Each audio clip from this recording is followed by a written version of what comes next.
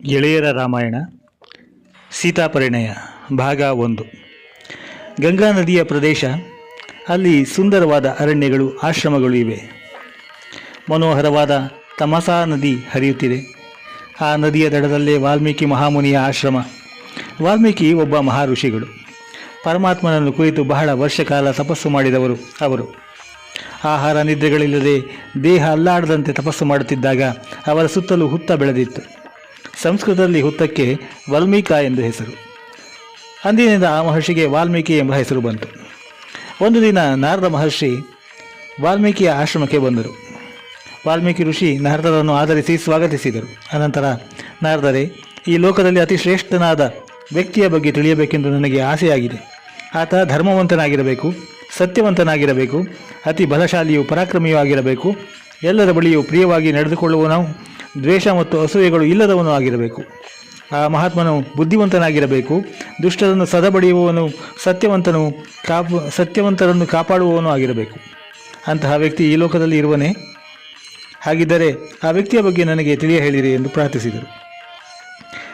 ನಾರದರು ಮಹಾಮುನಿಗಳು 3 ಲೋಕಗಳಲ್ಲಿ ಸಂಚರಿಸಿರುವವರು. ವಿಶ್ವದ ಎಲ್ಲ ವಿಷಯವೂ ಅವರಿಗೆ ಗೊತ್ತು. ವಾಲ್ಮೀಕಿಯ ಪ್ರಶ್ನೆಯಿಂದ ಅವರಿಗೆ ಸಂತೋಷ ಆಯಿತು. ಮಹಾವ್ಯಕ್ತಿಯೊಬ್ಬನ ವಿಷಯ ಹೇಳುವ ಅವಕಾಶ ಸಿಕ್ಕಿತಲ್ಲ ಎಂದು ಹರ್ಷಗೊಂಡು, ವಾಲ್ಮೀಕಿಯೇ, ನೀನು ಕೇಳಿದಂತಹ ಮಹಾಪುರುಷರು ಈ ಲೋಕದಲ್ಲಿ ಸಿಗುವುದು ಅತಿ ವಿರಳ. ಆದರೂ ಈ ಒಬ್ಬ ಮಹಾವ್ಯಕ್ತಿ ಇದ್ದಾನೆ. ನೀನು ಹೇಳಿದ ಎಲ್ಲ ದಿವ್ಯಗಳನ್ನು ಅವನು ಹೊಂದಿದ್ದಾನೆ. ಆತನು ಇಕ್ಷ್ವಾಕು ವಂಶದವನು. ಅವನೇ ಶ್ರೀರಾಮ ಎಂದು ತಿಳಿಸಿ ಶ್ರೀರಾಮನ ಕಥೆಯನ್ನು ಹೇಳಿದರು. ನಾರದರು ಹೇಳಿದ ಕಥೆ ಅದ್ಭುತವಾಗಿತ್ತು. ಶ್ರೀರಾಮನ ಕಥೆ ವಾಲ್ಮೀಕಿಯ ಮನಸ್ಸಿನ ಮೇಲೆ ಅಗಾಧ ಪರಿಣಾಮ ಬೀರಿತು. ಮಹರ್ಷಿ ಬಹಳ ಪ್ರಭಾವಿತರಾದರು. ಆ ದಿನವೆಲ್ಲ ವಾಲ್ಮೀಕಿಗೆ ಶ್ರೀರಾಮನದೇ ಧ್ಯಾನ. ಮಧ್ಯಾಹ್ನ ಸಮೀಪಿಸಿತು. ಸ್ನಾನದ ವೇಳೆ ಆಯಿತು. ವಾಲ್ಮೀಕಿಯು ನದಿಯ ತೀರಕ್ಕೆ ಹೊರಟರು. ಶಿಷ್ಯ ಭಾರದ್ವಾಜ ಜೊತೆಯಲ್ಲಿಯೇ ಇದ್ದ. ತಮಸಾ ನದಿ ನಿರ್ಮಲವಾಗಿ ಹರಿಯುತ್ತಿತ್ತು. ಪಕ್ಕದಲ್ಲಿಯೇ ಸುಂದರವಾದ ವನ. ಕಣ್ಣು ಎತ್ತ ಹಾಯಿಸಿದರೂ ಗಿಡದ ಹಸಿರು, ಕಿವಿಗೆ ಇಂಪಾಗುವಂತೆ ನದಿಯ ಜುಳುಜುಳು ಧ್ವನಿ.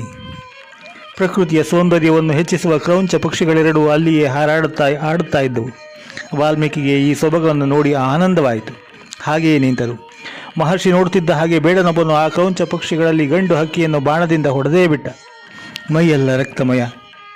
ಹಕ್ಕಿ ನೆಲದ ಮೇಲೆ ಬಿದ್ದು ಹೊರಳಾಡಿತು. ಹೆಣ್ಣು ಹಕ್ಕಿ ದೈನ್ಯದಿಂದ ಅಳುತ್ತಾ ಕೂಗಲಾರಂಭಿಸಿತು. ಇಂತಹವರಿಗೂ ಕನಿಕರ ಹುಟ್ಟಿಸುವ ದೃಶ್ಯ. ವಾಲ್ಮೀಕಿಗೆ ಕರುಣೆ ಉಕ್ಕಿ ಬಂತು. ಬೇಡ ಮಾಡಿದ ಕೆಲಸ ತಪ್ಪು ಎನಿಸಿತು. ಅವರಿಗೆ ಬೇಡನ ಕಡೆಗೆ ತಿರುಗಿ, ಎಲೆ ಬೇಡನೆ, ವಿನಾಕಾರಣ ಹಕ್ಕಿಯೊಂದನ್ನು ಕೊಂದು ಪಾಪಿಯಾಗಿರುವೆ. ನೀನು ಇನ್ನು ಬಹಳ ಕಾಲ ದಿನ ಬದುಕಬಾರದು. ಮಾ ನಿಷಾದ ಪ್ರತಿಷ್ಠಾಂ ತ್ವಮಗಮಃ ಶಾಶ್ವತೀ ಸಮಾಹ ಯತ್ಕ್ರೌಂಚ ಮಿಥುನಾದೇಕ ಮವದೀಹಿ ಕಾಮಮೋಹಿತಾಂ ಎಂದು ದುಃಖದಿಂದ ಉದ್ಗರಿಸಿದರು. ಹಾಗೆ ಉದ್ಗರಿಸಿದಾಗ ಒಂದು ಅದ್ಭುತ ನಡೆಯಿತು. ಉದ್ಗಾರ ಗದ್ಯದ ರೂಪದಲ್ಲಿರಲಿಲ್ಲ. ಪದ್ಯದಂತೆ ಮಾತು ವಾಲ್ಮೀಕಿಯ ಬಾಯಿಂದ ಹೊರಬಿದ್ದಿತು. ಇದರಿಂದ ವಾಲ್ಮೀಕಿಗೆ ಆಶ್ಚರ್ಯ. ಶಿಷ್ಯನನ್ನು ಕುರಿತು ಭಾರದ್ವಾಜ, ನನ್ನ ಉದ್ಗಾರವನ್ನು ಕೇಳಿದೆಯಾ ಎಂದರು. ಭಾರದ್ವಾಜನಿಗೂ ಅಷ್ಟೇ ಆಶ್ಚರ್ಯ. ಗುರುಗಳು ಪದ್ಯ ರೂಪದಲ್ಲಿ ಮಾತನಾಡಿದ್ದು ಇದುವರೆಗೆ ಅವನು ಕೇಳಿರಲಿಲ್ಲ. ಸುಮ್ಮನೆ ತಲೆದೂಗುತ್ತಾ ನಿಂತ. ವಾಲ್ಮೀಕಿ ಹೇಳಿದರು, ನಾನು ಮಾಡಿದ ಉದ್ಗಾರ ಪದ್ಯ ರೂಪದಲ್ಲಿದೆ. ಇದು ನಿಜವಾಗಿಯೂ ಹೊಸ ರೀತಿ. ಇದನ್ನು ತಾಳ ಮೇಳಕ್ಕೆ ತಕ್ಕ ಹಾಗೆ ಮಾಡಬಹುದು. ವೀಣೆಯ ತಂತಿಯನ್ನು ಮೀಟಿ ಬರುವ ಝೇಂಕಾರದೊಡನೆ ಹೊಂದಿಸಿ ನುಡಿಯಬಹುದು. ಇದನ್ನು ಶ್ಲೋಕ ಎಂದು ಕರೆಯೋಣ ಎಂದರು. ಈ ರೀತಿ ವಿಶ್ವದಲ್ಲಿ ಮೊಟ್ಟ ಮೊದಲ ಶ್ಲೋಕ ಹುಟ್ಟಿತು. ನದಿಯಲ್ಲಿ ಸ್ನಾನ ಮಾಡಿ ವಾಲ್ಮೀಕಿ ಆಶ್ರಮಕ್ಕೆ ಹಿಂದಿರುಗಿದರು. ಪರ್ಣಶಾಲೆಯಲ್ಲಿ ಕುಳಿತು ಮಾಧ್ಯಾಹ್ನಿಕವನ್ನು ಮುಗಿಸಿದರು. ಮನಸ್ಸು ಬೇಡನು ಕ್ರೌಂಚಪಕ್ಷಿಯನ್ನು ಕೊಂದದ್ದನ್ನು, ತಾವು ಶ್ಲೋಕ ರೂಪದಲ್ಲಿ ಉದ್ಗಾರ ಮಾಡಿದ್ದನ್ನು ಮತ್ತೆ ಮತ್ತೆ ಮೆಲುಕು ಹಾಕುತ್ತಿತ್ತು.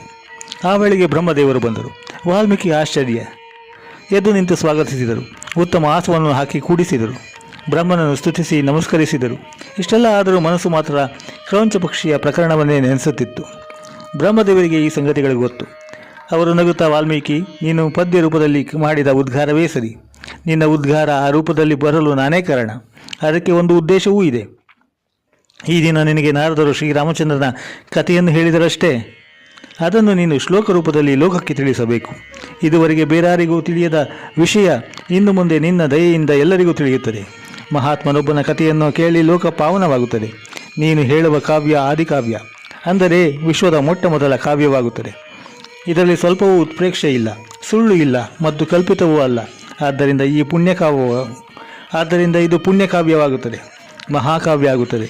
ವಿಶ್ವದಲ್ಲಿ ಸೂರ್ಯಚಂದ್ರರಿರುವವರೆಗೆ, ಸಮುದ್ರದಲ್ಲಿ ನೀರು ಇರುವವರೆಗೆ ಈ ಕಾವ್ಯವನ್ನು ಜನ ಓದುತ್ತಾರೆ. ಆದ್ದರಿಂದ ಶ್ರೀರಾಮನ ಕಥೆಯನ್ನು ಈ ಲೋಕದ ಜನರಿಗೆ ಹೇಳು. ಆದಿಕಾವ್ಯವನ್ನು ಬರೆದು ನೀನು ಆದಿಕವಿಯಾಗುತ್ತೀಯೇ, ನಿನಗೆ ಶುಭವಾಗಲಿ ಎಂದು ಹೇಳಿ ಮಾಯವಾದರು. ಬ್ರಹ್ಮದೇವರು ಹೊರಟು ಹೋದ ಮೇಲೆ ವಾಲ್ಮೀಕಿ ಋಷಿ ರಾಮಾಯಣದ ಬಗ್ಗೆ ಚಿಂತಿಸಿದರು. ರಾಮಾಯಣದ ವಿವಿಧ ವ್ಯಕ್ತಿಗಳು ಅವರ ಕಣ್ಣ ಮುಂದೆ ನಲಿದಾಡಿದರು. ಎಲ್ಲ ಪಾತ್ರಗಳ ಸೃಷ್ಟಿಯಾಯಿತು. ನಾರದರು ತಮಗೆ ಸಂಗ್ರಹವಾಗಿ ಹೇಳಿದ್ದ ಕಥೆಯನ್ನು ಅದೇ ಕ್ರಮದಲ್ಲಿ ವಿಸ್ತಾರವಾಗಿ ಬರೆದರು. ಅಮೂಲ್ಯ ರತ್ನಗಳನ್ನೊಳಗೊಂಡ ರಾಮಾಯಣವೆಂಬ ಮಹಾಕಾವ್ಯವನ್ನು ವಾಲ್ಮೀಕಿ ಮಹರ್ಷಿ ಬರೆದರು. ಕಾವ್ಯ ಬಹಳ ಸುಂದರವಾಗಿ ಬಂತು. ಅದನ್ನು ಸಪ್ತ ಸ್ವರದಲ್ಲಿ ಹಾಡಿದರೆ ಮತ್ತಷ್ಟು ಮನೋಹರ. ವಾಲ್ಮೀಕಿ ಮುನಿ ತಮ್ಮ ಆಶ್ರಮದಲ್ಲಿದ್ದ ಲವಕುಶರನ್ನು ಕರೆಸಿದರು. ಲವಕುಶರು ಅವಳಿ ಮಕ್ಕಳು, ತಪಸ್ವಿಗಳಂತೆ ಉಡುಗೆ ತೊಟ್ಟಿದ್ದಾರೆ. ವಾಲ್ಮೀಕಿಯ ಆಶ್ರಮದಲ್ಲೇ ವಾಸ. ವಾಲ್ಮೀಕಿ ಋಷಿ ರಾಮಾಯಣ ಕಾವ್ಯವನ್ನು ಅವರಿಗೆ ಹೇಳಿಕೊಟ್ಟರು. ಅವರನ್ನು ಹಾಡುವಂತೆ ಹೇಳಿದರು. ಲವಕುಶರು ರಾಮಾಯಣವನ್ನು ಇಂಪಾಗಿ ಹಾಡಲಾರಂಭಿಸಿದರು. ಗಂಗಾ ನದಿಯ ಉತ್ತರದಲ್ಲಿ ಕೋಸಲವೆಂಬ ಬಹುದೊಡ್ಡ ರಾಜ್ಯವಿತ್ತು. ಕೋಸಲದ ರಾಜಧಾನಿ ಅಯೋಧ್ಯೆ. ಸೂರ್ಯವಂಶದ ಪ್ರಸಿದ್ಧ ಚಕ್ರವರ್ತಿ ಮನು ಅಯೋಧ್ಯೆಯನ್ನು ಕಟ್ಟಿಸಿದಾತ. ಅಯೋಧ್ಯೆ ಬಹುದೊಡ್ಡ ನಗರ. 120 ಮೈಲಿ ಅಗಲವಾಗಿಯೂ 30 ಮೈಲಿ ಉದ್ದವಾಗಿಯೂ ಇತ್ತು. ಎತ್ತರವಾದ ಕಟ್ಟಡಗಳು, ಅಗಲವಾದ ರಸ್ತೆಗಳು, ಸುಂದರವಾದ ಉದ್ಯಾನವನಗಳು ನಗರಕ್ಕೆ ಶೋಭೆಯನ್ನು ತಂದಿದ್ದವು. ಪವಿತ್ರವಾದ ಸರಿಯೂ ನದಿ ಅಯೋಧ್ಯೆಯ ಬಳಿ ಹರಿಯುತ್ತಿತ್ತು. ವೇದ ಪಾಠಶಾಲೆಗಳು, ಸಂಗೀತ ಮತ್ತು ನೃತ್ಯ ಶಾಲೆಗಳು ಬಹುಸಂಖ್ಯೆಯಲ್ಲಿದ್ದವು. ಜನ ಕುಶಲಕರ್ಮಿಗಳಾಗಿದ್ದರು. ಆಟದ ಬಯಲುಗಳು, ಒಳಚರಂಡಿ ವ್ಯವಸ್ಥೆ ಮುಂತಾದವನ್ನು ಅಯೋಧ್ಯೆ ಹೊಂದಿತ್ತು. ಆಧುನಿಕ ನಗರಗಳಿಗೆ ಯಾವ ರೀತಿಯಲ್ಲೂ ಅದು ಕಮ್ಮಿ ಇರಲಿಲ್ಲ. ಕೋಸಲ ದೇಶವನ್ನು ದಶರಥನೆಂಬ ರಾಜ ಆಳುತ್ತಿದ್ದ. ಆತ ಇಕ್ಷ್ವಾಕು ವಂಶದವನು, ಸತ್ಯವಂತ, ಮಹಾಪರಾಕ್ರಮಿ. ರಾಜ್ಯವನ್ನು ಧರ್ಮದಿಂದ ಆಳುತ್ತಿದ್ದ. ದೇವಲೋಕದ ಇಂದ್ರನಂತೆ ಇದ್ದ. ಕೋಸಲ ದೇಶದ ಪ್ರಜೆಗಳು ಸುಖ ಸಂತೋಷಗಳಿಂದ ಇದ್ದರು. ರಾಜನ ಸೈನ್ಯ ಸುಸಜ್ಜಿತವಾಗಿತ್ತು. ರಾಜ್ಯದಲ್ಲಿ ಶತ್ರುಗಳ ಭಯವೇ ಇರಲಿಲ್ಲ. ದಶರಥನಿಗೆ 8 ಜನ ಮಂತ್ರಿಗಳು. ಅವರೆಲ್ಲ ಬಹಳ ಬುದ್ಧಿವಂತರು. ಅವರಲ್ಲಿ ಸುಮುತನು ಪ್ರಮುಖ. ಪ್ರಜೆಗಳ ಯೋಗಕ್ಷೇಮವೇ ಮಂತ್ರಿಗಳ ಗುರಿ. ಅದಕ್ಕಾಗಿ ಹಗಲು ರಾತ್ರಿ ಶ್ರಮಿಸುತ್ತಿದ್ದರು. ವಸಿಷ್ಠ ಮತ್ತು ವಾಮದೇವ ದಶರಥನ ಆಸ್ಥಾನದ ಮುಖ್ಯ ಪುರೋಹಿತರು. ಯಾಗ ಯಜ್ಞಗಳನ್ನು ಮಾಡಿ ದೇವತೆಗಳನ್ನು ತೃಪ್ತಿಪಡಿಸುತ್ತಿದ್ದರು. ಮಳೆ ಬೆಳೆಗಳು ಸರಿಯಾಗಿ ಆಗುವಂತೆ ಪ್ರಾರ್ಥಿಸಿಕೊಳ್ಳುತ್ತಿದ್ದರು. ಯಾರೂ ಧರ್ಮ ಮಾರ್ಗ ಬಿಟ್ಟು ನಡೆಯದಂತೆ ನೋಡಿಕೊಳ್ಳುತ್ತಿದ್ದರು. ಒಟ್ಟಿನಲ್ಲಿ ಕೋಸಲ ರಾಜ್ಯವು ಸುಖ ಸಂತೋಷಗಳ ಬೀಡು ಆಗಿತ್ತು. ಇಷ್ಟೆಲ್ಲ ಆದರೂ ದಶರಥನಿಗೆ ಒಂದು ಚಿಂತನೆ ಮಾತ್ರ ತಪ್ಪಿರಲಿಲ್ಲ. ಅವನಿಗೆ ಮುಪ್ಪಾಗುತ್ತಾ ಬಂದರೂ ಮಕ್ಕಳೇ ಆಗಿರಲಿಲ್ಲ. ಒಂದು ದಿನ ದಶರಥನಿಗೆ ಯಾಗ ಮಾಡಬೇಕೆಂಬ ಆಸೆಯಾಯಿತು. ಮೋಕ್ಷ ಸಂಪಾದನೆಗಾಗಿ ಅಶ್ವಮೇಧ ಯಾಗವನ್ನು, ಮಕ್ಕಳನ್ನು ಪಡೆಯಲು ಪುತ್ರಕಾಮೇಷ್ಟಿ ಯಾಗವನ್ನು ಮಾಡಬೇಕೆಂದು ಯೋಚಿಸಿದ. ಯಾಗವನ್ನು ಮಾಡಿದರೆ ದೇವತೆಗಳು ಪ್ರತ್ಯಕ್ಷರಾಗುತ್ತಾರೆ, ಆಗ ಮಕ್ಕಳನ್ನು ಕೇಳಬಹುದು ಎನಿಸಿತು. ಅಂತೆಯೇ ಮಂತ್ರಿಗಳನ್ನು, ಪುರೋಹಿತರನ್ನು ಕರೆಸಿದ. ನಾನು ಮಕ್ಕಳನ್ನು ಪಡೆಯುವ ಸಲುವಾಗಿ ಒಂದು ಯಾಗವನ್ನು ಮಾಡಬೇಕೆಂದಿರುವೆ, ನಿಮ್ಮ ಅಭಿಪ್ರಾಯವೇನು ಎಂದು ಕೇಳಿಕೊಂಡ. ಪುರೋಹಿತರಿಗೂ ಮಂತ್ರಿಗಳಿಗೂ ರಾಜನ ಮಾತು ಕೇಳಿ ಆನಂದವಾಯಿತು. ಯಾಗವನ್ನು ಮಾಡುವುದು ಒಳ್ಳೆಯದು. ಇದರಿಂದ ಲೋಕದಲ್ಲಿ ಧರ್ಮ ಬೆಳೆಯುತ್ತದೆ, ನಿನ್ನ ಇಚ್ಛೆ ಈಡೇರುತ್ತದೆ, ಮೋಕ್ಷವೂ ದೊರಕುತ್ತದೆ ಎಂದರು. ಯಾಗ ಒಂದು ಪುಣ್ಯ ಕಾರ್ಯ. ಅದು ಬಹುದೊಡ್ಡ ಕೆಲಸ. ಎಲ್ಲ ಋಷಿಮುನಿಗಳು, ರಾಜರು, ಪ್ರಜೆಗಳು, ಜನರು ಇದರಲ್ಲಿ ಭಾಗವಹಿಸಬೇಕು. ಯಾಗ ಮಾಡುವವರಿಗೆ ಪ್ರೋತ್ಸಾಹ ನೀಡಬೇಕು. ಅದಕ್ಕಾಗಿ ಅನೇಕ ಋಷಿಮುನಿಗಳು, ದೇಶ ವಿದೇಶಗಳಿಂದ ಬೇರೆ ಬೇರೆ ರಾಜರು ಅಯೋಧ್ಯೆಗೆ ಬಂದರು. ಯಾಗವನ್ನು ನೋಡುವುದಕ್ಕೆ ದೂರ ದೂರದ ಊರುಗಳಿಂದ ಲಕ್ಷಾಂತರ ಜನರು ಬಂದಿದ್ದರು. ಆಗ ಅಯೋಧ್ಯೆಯಲ್ಲಿ ಸಂಭ್ರಮವೋ ಸಂಭ್ರಮ. ಇಷ್ಟೆಲ್ಲ ಜನರಿಗೆ ಇಳಿದುಕೊಳ್ಳುವುದಕ್ಕೆ, ಊಟದ ವ್ಯವಸ್ಥೆ ಮಾಡುವುದಕ್ಕೆ ಸ್ಥಳವಾದರೂ ಎಲ್ಲಿ? ಅದಕ್ಕಾಗಿಯೇ ಹೊಸ ಉಪನಗರವನ್ನೇ ಕಟ್ಟಿದರು. ಎತ್ತರವಾದ ಸ್ಥಳಗಳಲ್ಲಿ ವಿಶಾಲವಾದ ಯಜ್ಞಶಾಲೆಯು ಸೃಷ್ಟಿಯಾಯಿತು. ಅದರ ಸುತ್ತಲೂ ಲಕ್ಷಾಂತರ ಜನ ಕುಳಿತು ಯಾಗದ ಕಾರ್ಯಕಲಾಪಗಳನ್ನು ನೋಡಲು ಅನುಕೂಲವಾಗಿತ್ತು. ಬೇರೆ ಬೇರೆ ಊರುಗಳಿಂದ ಬಂದವರಿಗಾಗಿ ಅತಿಥಿ ಗೃಹಗಳು, ಭೋಜನ ಶಾಲೆಗಳು ನಿರ್ಮಾಣವಾದವು. ಯಜ್ಞಶಾಸ್ತ್ರವನ್ನು ಬಲ್ಲ ಶಿಲ್ಪಿಗಳು ಯೂಪಸ್ತಂಭಗಳನ್ನು ಕಟ್ಟಿದರು. ಶಾಸ್ತ್ರ ರೀತಿಯಲ್ಲಿ ವೇದಿಕೆಯನ್ನು ನಿರ್ಮಿಸಿದರು. ಯಾಗ ಮಾಡಿಸುವುದಕ್ಕಾಗಿಯೇ ಅಂಗದೇಶದಿಂದ ಮಹರ್ಷಿ ಋಷ್ಯಶೃಂಗ ಬಂದಿದ್ದರು. ಋಷ್ಯಶೃಂಗ ಹಾಗೂ ತನ್ನ ಕುಲಪುರೋಹಿತರಾದ ವಸಿಷ್ಠರನ್ನು ಮುಂದಿಟ್ಟುಕೊಂಡು ದಶರಥ ಮಹಾರಾಜ ಯಾಗವನ್ನು ಆರಂಭಿಸಿದ. ಯಾಗ ಶಾಸ್ತ್ರೋಕ್ತವಾಗಿ ನಡೆಯಿತು. ಹೋಮ ಆಯಿತು. ದಶರಥ ಮಹಾರಾಜ ತನ್ನ ರಾಣಿಯರೊಂದಿಗೆ ಭಯ ಭಕ್ತಿಯಿಂದ ಯಜ್ಞ ಮಾಡಿದ. ಅಪಾರವಾದ ಗೋವುಗಳನ್ನು, ಜಮೀನನ್ನು, ಧನವನ್ನು ಬಡಬಗ್ಗರಿಗೆ ದಾನ ಮಾಡಿದ. ಯಾಗಶಾಲೆಯಲ್ಲಿ ಅಗ್ನಿಗೆ ತುಪ್ಪವನ್ನು ಹೊಯ್ಯುತ್ತಿದ್ದ ಹಾಗೆಯೇ ಯಜ್ಞಕುಂಡದಿಂದ ಪ್ರಕಾಶಮಾನವಾಗಿ ಹೊಳೆಯುತ್ತಿದ್ದ ದೇವದೂತನೊಬ್ಬ ಪ್ರತ್ಯಕ್ಷನಾದ. ಅವನ ಕೈಯಲ್ಲಿ ಒಂದು ಚಿನ್ನದ ಪಾತ್ರೆ. ದಶರಥ ಮೇಲಿದ್ದ ದೇವದೂತನಿಗೆ ನಮಸ್ಕರಿಸಿದ. ದೇವದೂತನು, ಮಹಾರಾಜ, ದೇವತೆಗಳು ನಿನ್ನ ಯಾಗದಿಂದ ಸಂತೋಷಗೊಂಡಿದ್ದಾರೆ. ಈ ಪಾತ್ರೆಯಲ್ಲಿರುವ ಪಾಯಸವನ್ನು ನಿನ್ನ ಪತ್ನಿಯರಿಗೆ ಹಂಚು, ನಿನ್ನ ಅಭಿಲಾಷೆ ಈಡೇರುತ್ತದೆ ಎಂದರು. ದಶರಥನು ಭಯಭಕ್ತಿಯಿಂದ ಆ ಪಾತ್ರೆಯನ್ನು ತೆಗೆದುಕೊಂಡು ತನ್ನ ಪತ್ನಿಯರನ್ನು ಕರೆಸಿದ. ದಶರಥನ 3 ಪತ್ನಿಯರು. ಮೊದಲನೆಯವಳು ಕೌಸಲ್ಯಾದೇವಿ, ಆಕೆಯೇ ಪಟ್ಟದ ರಾಣಿ. 2ನೇಯವಳು ಸುಮಿತ್ರಾದೇವಿ, 3ನೇಯವಳು ಕೈಕೇಯಿ. ದಶರಥನು ಪಾಯಸವನ್ನು 3ವರಿಗೂ ಹಂಚಿದ. ಯಾಗ ಮಾಡಿದುದು ಸಾರ್ಥಕವಾಯಿತೆಂದು ಎಲ್ಲರಿಗೂ ಸಂತೋಷವಾಯಿತು. ಯಾಗ ನಡೆದು 1 ವರ್ಷವಾಯಿತು.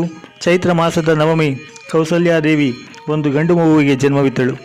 ಮಾರನೇ ದಿನವೇ ಕೈಕೇಯಿ ಒಂದು ಗಂಡು ಮಗುವನ್ನು, ಸುಮಿತ್ರೆ 2 ಅವಳಿಯ ಮಕ್ಕಳನ್ನು ಹೆತ್ತರು. ಅಯೋಧ್ಯೆ ನಗರದಲ್ಲಿ ಆಗ ಬಹುದೊಡ್ಡ ಉತ್ಸವ. ಪ್ರಜೆಗಳಿಗೆ ಆನಂದವೋ ಆನಂದ.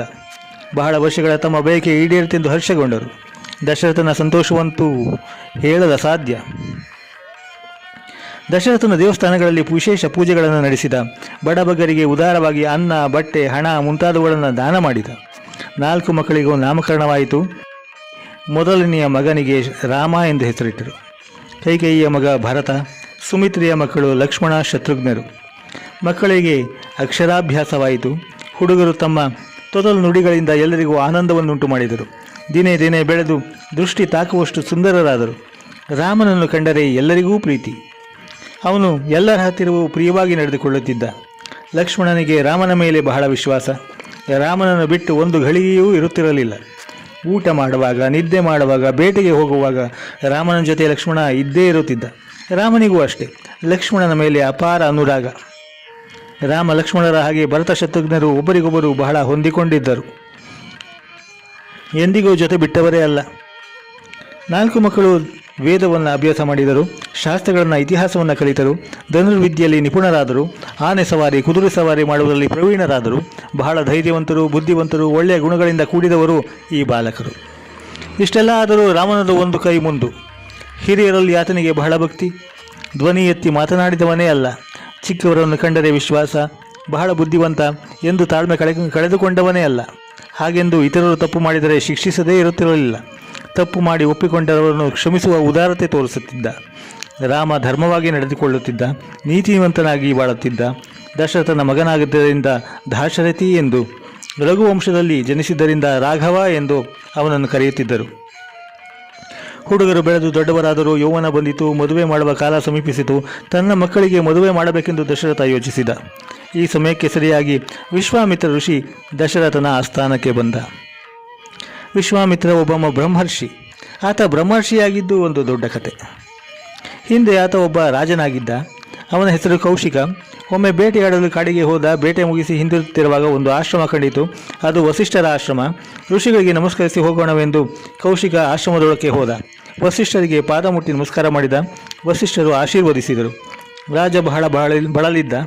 ಅವನ ಪರಿವಾರಕ್ಕೂ ಆಯಾಸವಾಗಿತ್ತು. ಇನ್ನೂ ಬಹಳ ದೂರ ಪ್ರಯಾಣ ಮಾಡಬೇಕಾಗಿತ್ತು. ವಸಿಷ್ಠರಿಗೆ ರಾಜನಿಗೂ ಅವನ ಪರಿವಾರಕ್ಕೂ ಆತಿಥ್ಯ ಮಾಡಬೇಕೆಂದು ಅನಿಸಿತು. ರಾಜನಿಗೆ ವಿಶ್ರಾಂತಿ ತೆಗೆದುಕೊಳ್ಳದಂತೆ ಹೇಳಿದರು. ತಮ್ಮ ಆಶ್ರಮದಲ್ಲಿದ್ದ ಶಬಲೆ ಎಂಬ ಗೋವನ್ನು ಕರೆದರು. ಶಬಲೆ ದೇವಲೋಕದ ಕಾಮಧೇನು. ಬೇಕಾದ ಆಹಾರಗಳನ್ನು ಕೊಡುತ್ತಿತ್ತು. ವಸಿಷ್ಠರು ಶಬಲೆಗೆ ಹೇಳಿ ಔತಣವನ್ನು ಏರ್ಪಡಿಸಿದರು. ರಾಜನಿಗೂ ಅವನ ಪರಿವಾರಕ್ಕೂ ಮೃಷ್ಟಾನ್ನ ಭೋಜನ ನಡೆಯಿತು. ಕೌಶಿಕ ರಾಜನಿಗೆ ಆಶ್ಚರ್ಯ. ಒಂದು ಹಸು ಇಷ್ಟೆಲ್ಲ ಆಹಾರಗಳನ್ನು ಸರಬರಾಜು ಮಾಡುವುದಲ್ಲ ಎಂದು. ಆ ಹಸುವನ್ನು ಪಡೆಯುವ ಆಸೆ ಆಯಿತು. ಶಬಲೆಯನ್ನು ನನಗೆ ಕೊಡಿ ಎಂದು ವಸಿಷ್ಠರನ್ನು ಬೇಡಿದ. ಆದರೆ ವಸಿಷ್ಠರು ಶಬಲೆಯನ್ನು ಕೊಡಲು ಒಪ್ಪಲಿಲ್ಲ. ರಾಜನು ಶಬಲೆಯ ಬದಲು 100 ಹಸುಗಳನ್ನು ಕೊಡುತ್ತೇನೆ, ನೀವು ಕೇಳಿದಷ್ಟು ಹಣವನ್ನು ಕೊಡುತ್ತೇನೆ, ದಯವಿಟ್ಟು ಶಬಲೆಯನ್ನು ನನಗೆ ಕೊಡಿ ಎಂದ. ವಸಿಷ್ಠರು ಖಂಡಿತ ಸಾಧ್ಯವಿಲ್ಲ ಎಂದು ಬಿಟ್ಟರು. ಕೌಶಿಕನಿಗೆ ಭಾರೀ ಕೋಪ ಬಂದಿತು. ಹಸುಗಳನ್ನು ಬಲಾತ್ಕಾರವಾಗಿ ಹಿಡಿದುಕೊಳ್ಳುವಂತೆ ತನ್ನ ಸೈನಿಕರಿಗೆ ಅಪ್ಪಣೆ ಮಾಡಿದನು. ಅವನ ಸ್ನೇಹಿತರು ಶಬಲೆಯನ್ನು ಕಟ್ಟಿ ಹಾಕಲು ಪ್ರಯತ್ನಿಸಿದರು. ಇದ್ದಕ್ಕಿದ್ದಂತೆ ಶಬಲೆ ಒಮ್ಮೆ ಮೈ ಕೊಡವಿತು. ಸೈನಿಕರೆಲ್ಲ ಚದುರಿ ದೂರದಲ್ಲಿ ಬಿದ್ದರು. ಕೌಶಿಕನ ಸೈನಿಕರು ಮತ್ತೆ ಹೆಚ್ಚಿನ ಸಂಖ್ಯೆಯಲ್ಲಿ ಬಂದು ಶಬಲೆಯನ್ನು ಹಗ್ಗಗಳಿಂದ ಕಟ್ಟಿ ಹಾಕಲು ಪ್ರಯತ್ನಿಸಿದರು. ಆಗ ಶಬಲೆ ಅಂಬಾ ಎಂದಿತು. ಕೂಡಲೇ ಎಲ್ಲೆಲ್ಲಿಂದಲೂ ಸಾವಿರಾರು ಜನ ಕಟ್ಟಾಳುಗಳು ಶಸ್ತ್ರಗಳನ್ನು ಹಿಡಿದುಕೊಂಡು ಬಂದು ಕೌಶಿಕನ ಸೈನಿಕರನ್ನು ಸೋಲಿಸಿ ಓಡಿಸಿದರು. ಕೌಶಿಕನಿಗೆ ಬಹಳ ಅವಮಾನವಾಯಿತು. ನನ್ನಂತಹ ಪರಾಕ್ರಮಿ ರಾಜನೊಬ್ಬ ಋಷಿಯ ಆಶ್ರಮದ ಹಸುವಿನಿಂದ ಸೋಲನ್ನು ಅನುಭವಿಸಬೇಕಾಯಿತೇ ಎಂದು ದುಃಖವಾಯಿತು. ಅದಕ್ಕೆ ಪ್ರತೀಕಾರ ಮಾಡದೆ ಬಿಡುವುದಿಲ್ಲ ಎಂದು ನಿಶ್ಚಯಿಸಿದ. ರಾಜಧಾನಿಗೆ ಹಿಂದಿರುಗಿ ತನ್ನ ಮಕ್ಕಳಿಗೆ ರಾಜ್ಯವನ್ನು ಒಪ್ಪಿಸಿ ಹಿಮಾಲಯಕ್ಕೆ ಹೋದ. ಹಿಮಾಲಯದಲ್ಲಿ ಘೋರ ತಪಸ್ಸನ್ನು ಮಾಡಿ ಶಿವನು ಕೌಶಿಕನ ಭಕ್ತಿಗೆ ಮೆಚ್ಚಿ ಪ್ರತ್ಯಕ್ಷನಾದ. ನಿನ್ನೆಚ್ಚೆ ಬಂದ ವರವನ್ನು ಕೇಳಿಕೋ ಎಂದ. ಕೌಶಿಕನ ಗುರಿ ಇದ್ದುದು ಒಂದೇ, ವಸಿಷ್ಠರನ್ನು ಸೋಲಿಸುವುದು. ಅದಕ್ಕಾಗಿ ಪ್ರಬಲವಾದ ಅಸ್ತ್ರಗಳನ್ನು ಬೇಡಿದ. ಶಿವ ಅಸ್ತ್ರಗಳನ್ನು ಅವನಿಗೆ ದಯಪಾಲಿಸಿದ. ಹೊಸ ಹೊಸ ಅಸ್ತ್ರಗಳನ್ನು ಸಂಪಾದಿಸಿಕೊಂಡು ಕೌಶಿಕ ಮತ್ತೆ ವಸಿಷ್ಠರ ಆಶ್ರಮಕ್ಕೆ ಬಂದ. ಒಂದೇ ಬಾಣದಿಂದ ಆಶ್ರಮಕ್ಕೆ ಬೆಂಕಿ ಹಚ್ಚಿದ. ದಗದಗನೆ ಉರಿಯುತ್ತಿದ್ದ ಬೆಂಕಿಯನ್ನು ನೋಡಿ ವಸಿಷ್ಠರ ಶಿಷ್ಯರಿಗೆ ಭಯವಾಯಿತು. ವಸಿಷ್ಠರು ಅವರನ್ನು ಸಮಾಧಾನಪಡಿಸಿ ತಮ್ಮ ಬ್ರಹ್ಮದಂಡವನ್ನು ಮುಂದಿಟ್ಟುಕೊಂಡು ಕುಳಿತರು. ಕೌಶಿಕ ಒಂದರ ಮೇಲೊಂದರಂತೆ ಶಸ್ತ್ರಗಳನ್ನು ಪ್ರಯೋಗಿಸುತ್ತಾ ಬಂದ. ಆದರೆ ಏನಾಶ್ಚರ್ಯ, ಎಲ್ಲ ಅಸ್ತ್ರಗಳನ್ನು ವಸಿಷ್ಠರ ಬ್ರಹ್ಮದಂಡ ನುಂಗುತ್ತಾ ಬಂದಿತು. ವಸಿಷ್ಠರಿಂದಾಗಲಿ ಅವರ ಆಶ್ರಮಕ್ಕಾಗಲಿ ವಸಿಷ್ಠರಿಗಾಗಲಿ ಸ್ವಲ್ಪವೂ ಧಕ್ಕೆಯಾಗಲಿಲ್ಲ. ಕೌಶಿಕನ ಅಸ್ತ್ರಗಳನ್ನು ಸರಕು ಮುಗಿಯುತ್ತಾ ಬಂತು. ಅವನ ಬಳಿ ಇದ್ದುದು ಇನ್ನೊಂದೇ ಅಸ್ತ್ರ, ಅದು ಬ್ರಹ್ಮಾಸ್ತ್ರ. ಅದು ಅಸ್ತ್ರಗಳೆಲ್ಲ ಅತ್ಯಂತ ಪ್ರಬಲವಾದುದು. ಅದನ್ನು ಪ್ರಯೋಗಿಸಿದರೆ ಇಡೀ ಲೋಕವೇ ಸುಟ್ಟು ಹೋಗುವುದು. ಕೌಶಿಕ ಬ್ರಹ್ಮಾಸ್ತ್ರವನ್ನು ಬಿಟ್ಟಾಗ 3 ಲೋಕದವರು ಭಯಗೊಂಡರು. ವಿಶ್ವದ ವಿನಾಶವಾಗುತ್ತದಲ್ಲ ಎಂದು ದುಃಖಪಟ್ಟರು. ಆದರೆ ಬ್ರಹ್ಮದಂಡ ಅದನ್ನು ಬಿಡಲಿಲ್ಲ, ಬ್ರಹ್ಮಾಸ್ತ್ರವನ್ನು ನುಂಗಿ ಹಾಕಿತು. ಕೌಶಿಕ ಈಗ ತೀರಾ ಹತಾಶನಾದ. ಬ್ರಹ್ಮಬಲದ ಮುಂದೆ ತನ್ನ ಬಲ ಉಪಯೋಗ ಇಲ್ಲ ಎನಿಸಿತು. ತಾನು ಬ್ರಹ್ಮಬಲವನ್ನು ಸಂಪಾದಿಸಬೇಕು ಎಂದುಕೊಂಡ. ಅದಕ್ಕಾಗಿ ತಪಸ್ಸು ಮಾಡಲು ಹೊರಟ. ಮತ್ತೆ ಅನೇಕ ವರ್ಷಗಳ ಕಾಲ ತಪಸ್ಸು ಮಾಡಿದ. ಬ್ರಹ್ಮ ಪ್ರತ್ಯಕ್ಷನಾಗಿ, ಕೌಶಿಕ, ನಿನ್ನ ತಪಸ್ಸಿಗೆ ಮೆಚ್ಚಿದ್ದೇನೆ. ಇನ್ನು ಮೇಲೆ ನೀನು ರಾಜಋಷಿ ಎಂದ. ಇದರಿಂದ ಕೌಶಿಕನಿಗೆ ಸಮಾಧಾನವಾಗಲಿಲ್ಲ. ಅವನಿಗೆ ಬ್ರಹ್ಮರ್ಷಿ ಆಗಬೇಕೆಂದು ಇಚ್ಛೆ. ಅದಕ್ಕಾಗಿ ಮತ್ತೆ ಘೋರವಾದ ತಪಸ್ಸನ್ನು ಆರಂಭಿಸಿದ. ಇಲ್ಲಿ ಕೌಶಿಕ ರಾಜ ತಪಸ್ಸು ಮಾಡುತ್ತಿದ್ದಾಗ ಅತ್ತ ಸೂರ್ಯವಂಶದ ತ್ರಿಶಂಕು ಎಂಬ ರಾಜ ದೇಶವಾಳುತ್ತಿದ್ದ.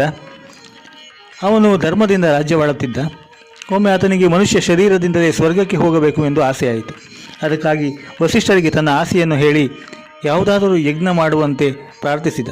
ವಸಿಷ್ಠರು ಮನುಷ್ಯ ದೇಹದಿಂದ ಸ್ವರ್ಗಕ್ಕೆ ಹೋಗುವುದು ಸಾಧ್ಯವಿಲ್ಲ ಎಂದು ಹೇಳಿದರು. ಆದರೆ ತ್ರಿಶಂಕುವಿಗೆ ಸಮಾಧಾನವಾಗಲಿಲ್ಲ. ಅವರು ವಸಿಷ್ಠರ ಮಕ್ಕಳ ಬಳಿಗೆ ಹೋದ. ಅವರು ಮಹಾ ತಪಸ್ವಿಗಳು. ಅವರ ಮುಂದೆ ತನ್ನ ಆಸೆಯನ್ನು ತಿಳಿಸಿದ. ವಸಿಷ್ಠರು ತನ್ನ ಆಸೆಯನ್ನು ಈಡೇರಿಸಲಿಲ್ಲವೆಂದು ವಸಿಷ್ಠ ಮಕ್ಕಳಾದರೂ ತನಗೆ ಸಹಾಯ ಮಾಡಬೇಕೆಂದು ಪ್ರಾರ್ಥಿಸಿದ.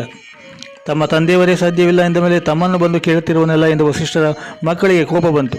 ನೀನು ಚಂಡಾಲನಾಗು ಎಂದು ತ್ರಿಶಂಕುವಿಗೆ ಶಾಪವಿಟ್ಟರು. ಸುಂದರ ರೂಪದ ತ್ರಿಶಂಕು ಕೂಡಲೇ ಕುರೂಪಿಯಾದ.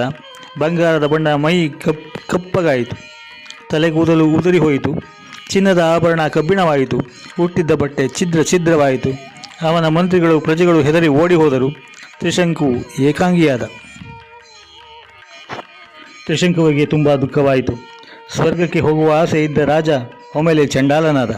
ಮಂತ್ರಿಗಳು, ಮಕ್ಕಳು, ಪ್ರಜೆಗಳು ಅವನನ್ನು ತೊರೆದರು. ಸಿಕ್ಕಿದ ಕಡೆ ಅಲೆದಾಡುತ್ತಾ ಒಂದು ದಿನ ಕೌಶಿಕನ ಆಶ್ರಮಕ್ಕೆ ಬಂದ. ಕೌಶಿಕನ ಬಳಿ ತನ್ನ ದುಃಖವನ್ನು ಹೇಳಿಕೊಂಡ. ಕೌಶಿಕನಿಗೆ ತ್ರಿಶಂಕುವಿನ ಕತೆ ಕೇಳಿ ಮರುಕವಾಯಿತು. ಅವನಿಗೆ ತನ್ನ ಕೈಲಾದ ಸಹಾಯ ಮಾಡಬೇಕು ಎನಿಸಿ, ಮಹಾರಾಜ, ನೀನು ಹೆದರಬೇಡ. ನನಗೆ ತಿಳಿದಂತೆ ನೀನು ಧರ್ಮಿಷ್ಠ, ಸತ್ಯವಂತ. ನೀನು ಗುರುಪುತ್ರರ ಶಾಪ ಏನೇ ಇರಲಿ, ನಾನು ನಿನ್ನ ಈ ಚಂಡಾಲ ರೂಪ ಹೋಗುವಂತೆ ಮಾಡುತ್ತೇನೆ. ಮನುಷ್ಯ ರೂಪದಲ್ಲೇ ನಿನ್ನನ್ನು ಸ್ವರ್ಗಕ್ಕೆ ಕಳುಹಿಸುತ್ತೇನೆ ಎಂದ. ತ್ರಿಶಂಕುವಿಗೆ ಸಮಾಧಾನ ಆಯಿತು. ಕೌಶಿಕನು ಇತರ ಋಷಿಗಳಿಗೆ ಹೇಳಿ ಕಳಿಸಿದರು. ಹಲವಾರು ಋಷಿಮುನಿಗಳು ಬಂದು ಸೇರಿದರು. ಅವರಿಗೆ ಕೌಶಿಕನು ತ್ರಿಶಂಕುವಿನ ಕಥೆಯನ್ನು ಹೇಳಿದರು. ನಾವೆಲ್ಲ ಸೇರಿ ಒಂದು ಯಾಗ ಮಾಡೋಣ, ತ್ರಿಶಂಕುವನ್ನು ಸಶರೀರವಾಗಿಯೇ ಸ್ವರ್ಗಕ್ಕೆ ಕಳುಹಿಸೋಣ ಎಂದ. ಆದರೆ ಋಷಿಗಳಿಗೆ ಕೌಶಿಕನನ್ನು ಕಂಡರೆ ಒಂದು ರೀತಿಯ ಭಯ. ಅವನು ಮಹಾ ತಪಸ್ವಿ, ಹಠವಾದಿ ಎಂದು ಎಲ್ಲರಿಗೂ ಗೊತ್ತು.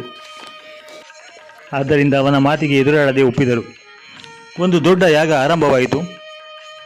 ಯಜ್ಞದ ಎಲ್ಲ ಕಾರ್ಯಗಳನ್ನು ಶಾಸ್ತ್ರೋಕ್ತವಾಗಿ ಮಾಡಿದರು. ಕೊನೆಯ ಘಟ್ಟ ಬಂದಿತು. ಯಾಗದ ಹವಿರ್ಭಾಗವನ್ನು ಸ್ವೀಕರಿಸಲು ದೇವತೆಗಳು ಬರಬೇಕು. ಆದರೆ ಎಷ್ಟು ಹೊತ್ತಾದರೂ ದೇವತೆಗಳು ಬರಲೇ ಇಲ್ಲ. ಕೌಶಿಕನಿಗೆ ಕೋಪ ಬಂತು. ಯಜ್ಞದ ಉಪಕರಣವನ್ನು ಕೈಯಲ್ಲಿ ಎತ್ತಿ ಹಿಡಿದು ಸಿಡಿಲಿನಂತೆ ನುಡಿದ. ತ್ರಿಶಂಕು ಮಹಾರಾಜ, ದೇವತೆಗಳು ಹವಿಸ್ಸನ್ನು ಸ್ವೀಕರಿಸಲು ಬರಲಿಲ್ಲ. ಆದರೂ ಚಿಂತೆ ಇಲ್ಲ. ಈಗೋ ನನ್ನ ತಪಸ್ಸಿನ ಶಕ್ತಿಯನ್ನು ನೋಡು. ನಿನ್ನನ್ನು ಸಶರೀರನಾಗಿ ಸ್ವರ್ಗಕ್ಕೆ ಕಳುಹಿಸುತ್ತೇನೆ ಎಂದರು. ಒಂದು ಅದ್ಭುತ ನಡೆಯಿತು.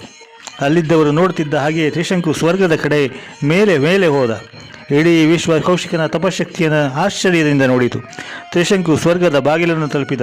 ಆದರೆ ದೇವಲೋಕದ ಇಂದ್ರ ತ್ರಿಶಂಕುವನ್ನು ಒಳಗೆ ಬಿಡಲಿಲ್ಲ. ನೀನೊಬ್ಬ ಚಂಡಾಲ, ನಿನಗೆ ಸ್ವರ್ಗದಲ್ಲಿ ಪ್ರವೇಶವಿಲ್ಲ ಎಂದು ಹೇಳಿ ತ್ರಿಶಂಕುವನ್ನು ಕೆಳಗೆ ದಬ್ಬಿಬಿಟ್ಟ. ತ್ರಿಶಂಕು ತಲೆ ಕೆಳಕಾಗಿ ಬೀಳುತ್ತಾ ತಪಸ್ವಿಗಳೇ ಕಾಪಾಡಿ ಕಾಪಾಡಿ ಎಂದು ಕೂಗಿಕೊಂಡ. ಕೌಶಿಕನಿಗೆ ಆ ಕೂಗು ಕೇಳಿಸಿತು. ಇಂದ್ರನ ಮೇಲೆ ಬಹಳ ಕೋಪ ಬಂತು. ಸಿಡಿಲಿನಂತೆ ನಿಲ್ಲು ನಿಲ್ಲು ಎಂದು ಕೂಗಿದ. ಮತ್ತೊಂದು ಅದ್ಭುತ ನಡೆಯಿತು. ತ್ರಿಶಂಕು ಭೂಮಿಗೂ ಸ್ವರ್ಗಕ್ಕೂ ನಡುವೆ ತಲೆ ಕೆಳಗಾಗಿ ನಿಂತ.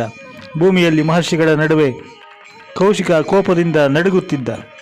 ಹೊಸ ಸ್ವರ್ಗವನ್ನು ಸೃಷ್ಟಿಸುತ್ತೇನೆ, ಬೇರೊಬ್ಬ ಇಂದ್ರನನ್ನು ಹುಟ್ಟಿಸುತ್ತೇನೆ ಎಂದು ಅವನು ಸಂಕಲ್ಪಿಸಿದ.